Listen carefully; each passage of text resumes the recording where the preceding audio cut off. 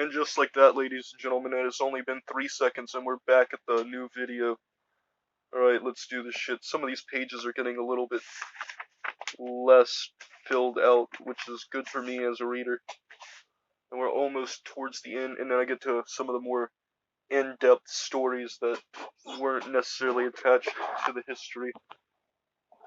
So, Trudeau was readjusting. Winter 2016 was approaching. And one of the things that we were planning to do was play real-life Mario Kart. And the idea was thought up during the skate trip I had with Will, and we ended up doing it at this place called Impact, this church. And we were going to use bananas as power-ups, frisbees as the shells, and a whole bunch of new different ideas. Like, there was just random items and stuff. And we were, like, jousting and shit. Like, it was cool. And then, yeah, you had to go around the whole thing 3 times.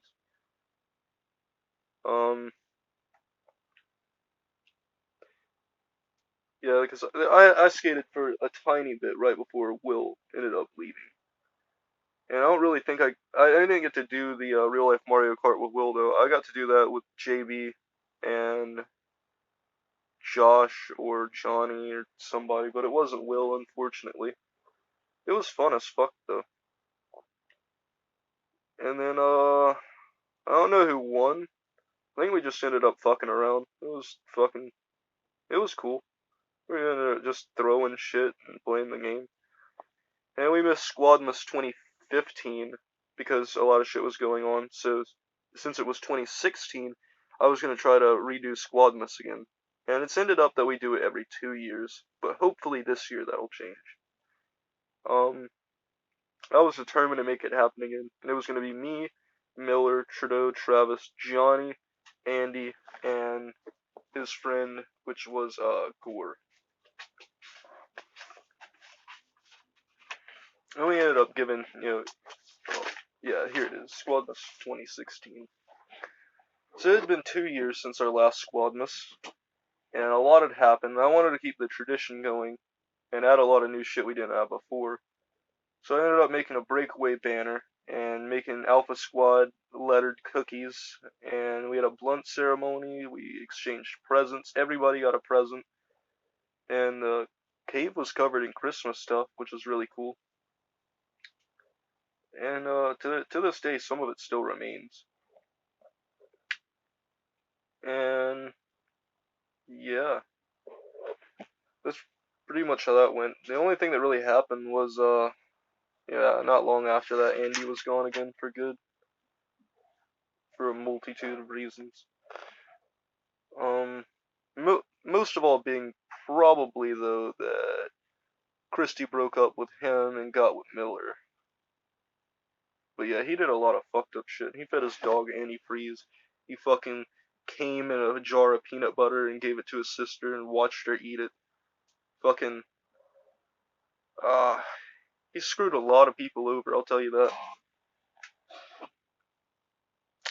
Oh yeah, and then JB. JB was around like one last time when Trudeau was here. And it was the JB versus Trudeau drinking game right before winter. It was a month, or wait, no. It was a month after Squadmas, actually. And then Travis brought JB to the house, and Trudeau and JB ended up in a drinking game because JB said that Trudeau couldn't outdrink him. And we were drinking vodka. And Trudeau puked first. And JB thought he won. But then Trudeau was like, oh, it's who blacks out first. And JB lost. Because JB turned white as a ghost and ended up puking his guts out and crashing. It was a crazy game, though. Like, the way that it went. And then JB wasn't around much anymore. And shortly after, Jose and Shoot became part of the squad. Because Jose had been hanging out with Trudeau. And Jose lived with Trudeau for a little bit, and Jose was friends with Shoot, and I knew Shoot from high school, from English class in sophomore year. And then yeah, and then also Travis was there, but that didn't last too long. The next page, Travis's kick out, Jose's moving. Gotta drink some more Double Dew. Got the double cottonmouth syndrome.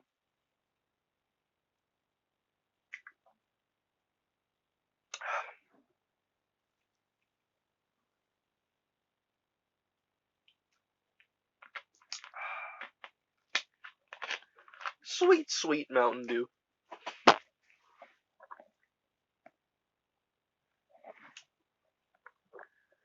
Yeah, so not long after that drinking game, Trudeau started bringing Jose, and Jose brought Shoop. And stuff with Andy breaking up with Christy and Christy getting with Miller happened, and Andy has been permanently out of the picture since. And then a few months into their relationship, this is where shit got kind of sour. So, Christy told Miller Travis was trying to flirt with her on the phone. Around this time, after this time, we found out Miller was doing meth, but he probably was doing it at the time, so he was in a rage either way. But, he drove over here to kick Travis's ass. Travis hid behind Kathy. Kathy forced Miller to calm down, and Travis left. And Travis was gone for good. After that, he almost ended up fighting Trudeau and shit. And then, Jose got kicked out of his house and asked if he could move in, and eventually started bringing his girlfriend, Tiffany. And then, shit, more fucking drama, man. I'll tell you what. I got a job at LapTech when Jose moved in. And I needed the money. I wanted to show Trudeau I could actually get a fucking job better than Subway and he could fuck off with his fucking high and mighty shit. You know, and, I needed it for myself, you know. It just was the right time. And then Shoop started slowly becoming part of the squad. And then ties with Jose got more shaky. Because he was trying to have a three-way in his room with this 400-pound fucking dude named Billy Bob T-Bones Jones Esquire, Steak Sauce the 3rd, 4th, 5th, and 6th. And then, yeah, we just heard this nigga's belt drop. It's fucking disturbing. And then he started being disrespectful, and fucking Kathy's financial status started getting worse. And Jose had a place he could go back to, his house. Like, his mom would take him back, even though he hated his mom. And I was like, well, fuck you can go live with your mom. You want to be a fucking asshole here. So, that happened. And then he wasn't around the squad for a while. And then I had to leave LapTech because the chemicals that I worked with were chemically burning my hands and making them break out, and I didn't want to get cancer from that shit. Oh, the wreck. The wreck. This is the wreck I was talking about with Trudeau. Yeah, that one wasn't fun. So after we kicked Jose out, Shoop asked if he can still come over and chill with us, and I say that that's okay. And then, Miller and I had recently discovered this road called Diambler, and it's this really twisty, snaky fucking road, dude. And the speed limit's 55, but you can't go down that motherfucker going to like 45 for the most part, even in the day. And I shit you not, like, hand to God, dude, this happened.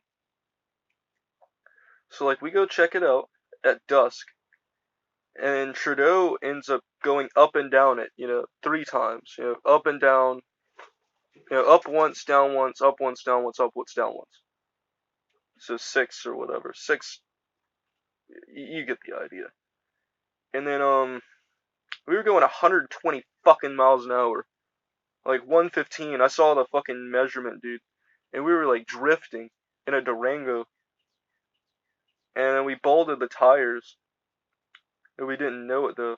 And then he decided to fucking go 80 miles an hour around this 60-mile-an-hour turn that's near my house. And I told him we wouldn't make it. And he didn't fucking listen. And we flipped it. And, like, first it started like fishtailing. And then we started spinning out. And then he regained control for like half a second. And we jolted to the left. And then his mod flew out the window, came back in and clocked him in the head. And then, it was in 4-wheel drive, mind you. So this is probably Probably wasn't a good idea. But it did help us get through the fence, so we didn't die that way. And then, yeah, we go through this barbed wire fence, over a ditch, and we spin it out into a telephone pole. And it, like, broke the back right door into the middle of the fucking car, so if somebody was there, it would have killed him. And I got lucky, I didn't get hit, or Trudeau. I think like Trudeau got clocked in the head with his mod. And then, yeah, we managed to drive it back to the house, and then we had to get in contact with the cops and his mom and the house owner. He walked away with only minor cuts, though. It was a story we wouldn't forget, and soon after, he got the Cavalier, the old blue.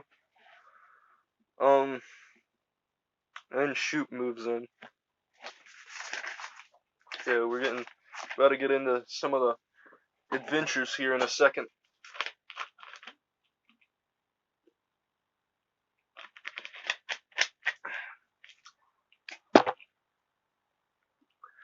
So,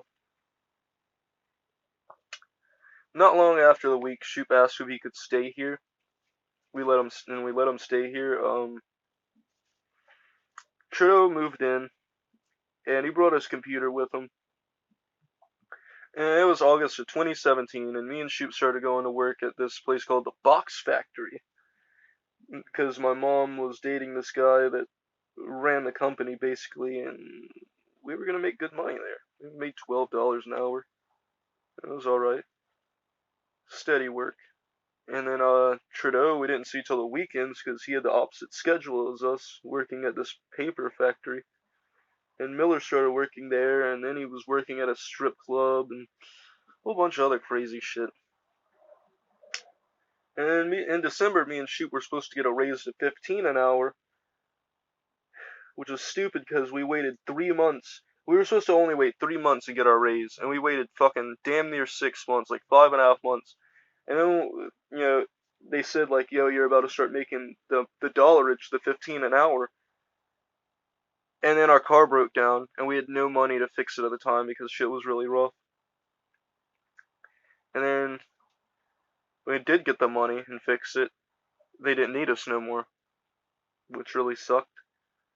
And then Miller got a job at QT, and he started to discount fucking alcohol and Juuls. And then he got terminated.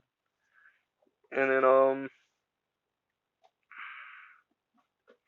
yeah, and then that's around the time, halfway through working at QT, Miller just randomly brings a meth pipe here. I'm like, yo, what the fuck is your problem, dude? And then Trudeau starts backing him up, saying, oh, do you want to lose Miller as a friend too? And then he started doing it with him, and it was a really bad time. And that's when Miller and Trudeau, I lost them as friends, which was crazy because they'd been around the whole fucking time. And he just refused to show up without the fucking map. And then this is the last page of the history. I'm going to talk a little more about the history, and then I've got more pages about the stories. So we'll get into that. But here's the last page. This is the end of the year 2018. It's 2019 now, obviously. And I haven't talked about some of the stuff that happened recently, at least in the book, but I'm going to talk about that in a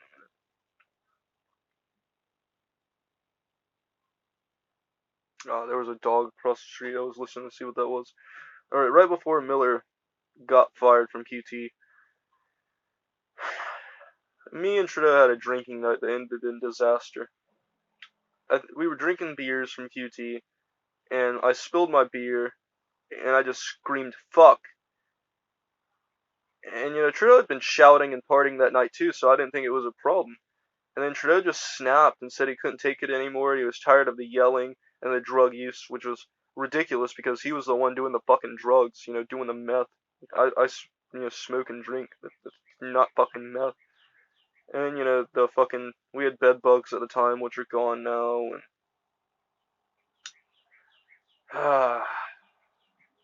it's fucking awful. And he moved back. He acted like a jackass and left. Made an ass of himself. And then a month later, on the 4th anniversary of the Alpha Squad, 9/11, 2018, Miller ends up lacing us with crank. Like, we thought, like, I've hit his fucking vape before, and then there'd just be fucking meth in it, and we got fucking laced. And then, yeah, we kicked him out the squad, and Miller started losing coordination and his ability to speak. His intelligence got really fucking bad. And, yeah, he just didn't care about anything other than his meth. That's all he would talk about, and he used to not even talk. And it was just either not talking or just talking 100 miles an hour about that. And that was the end of the, yeah, that was the end of the third era of the squad. That's when the fourth era started, after they left. And that's where the end of the book starts, which I'll go ahead and talk about what's happened since then. Alright, since the end of the book. Yeah, I wanted to make the book because so much shit had happened, I got laced. And I needed something to plug the story and just some raw fucking amount of the squad into, you know. I don't know if that makes sense. I don't know. I needed to do it though. The timing was right. I felt like I was fucking dying, so I wanted to, you know, do a project and like capitalize all the good moments that happened and stuff, and just the history, the ups and the downs. And then our numbers had dwindled. It was just me and Shoop for a while. And then I got Travis back, and then Johnny back, and then Josh, and then Jose came back for a little bit. But then that didn't work out because Jose wanted to bring his girlfriend, Josh wanted to bring his girlfriend, Travis wanted to bring his girlfriend, and then there's just it was too much drama, pretty much. Like everybody was trying to like fuck and shit, and it's like, God, I thought y'all came here to fucking chill. Like I don't know these people, and y'all are just like fucking making out like all the fucking time. Like I'm glad y'all are fucking happy, but you know, I don't know.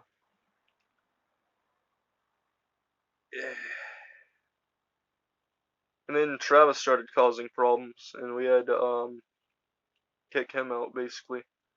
He started just he's cool for the first few days when he comes over to somebody's house, but then he starts acting like an asshole and like trying to touch everything, and it's like you gotta like if he has an idea, you gotta fucking do it, or he's just gonna pester you and shit. Like it just got ridiculous.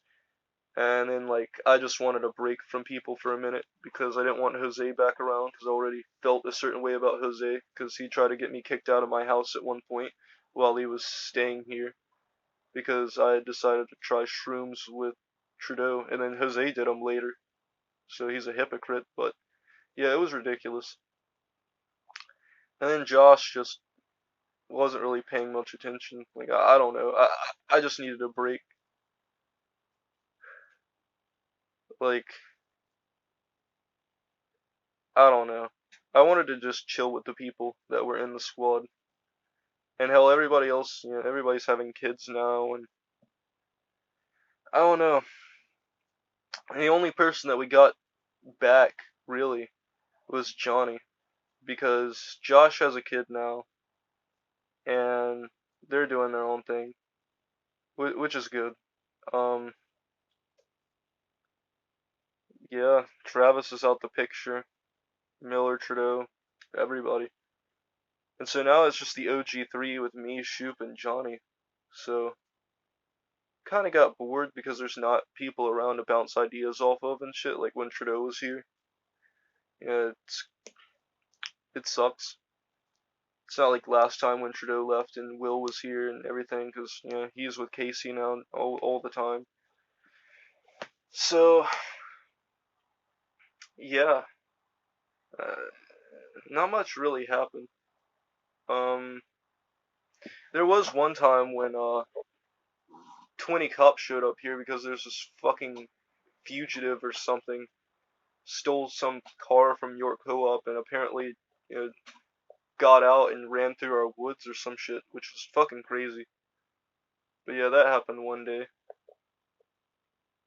I smoked through a donut, can't forget that. I forgot to put that in the old stories. But yeah, and now I'm gonna get into the old stories. So the first story I'm gonna talk about. Well, actually, I'm gonna pause this because we're getting to the 20-minute mark. So I'm gonna start a new video with the stories.